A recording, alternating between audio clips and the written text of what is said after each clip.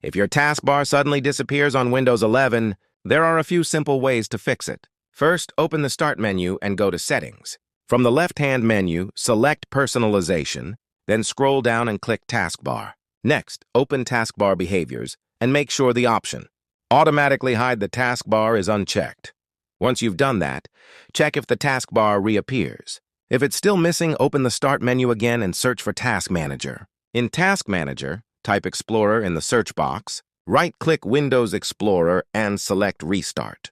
Your screen may go black for a few seconds, but once it returns, check if the issue is resolved.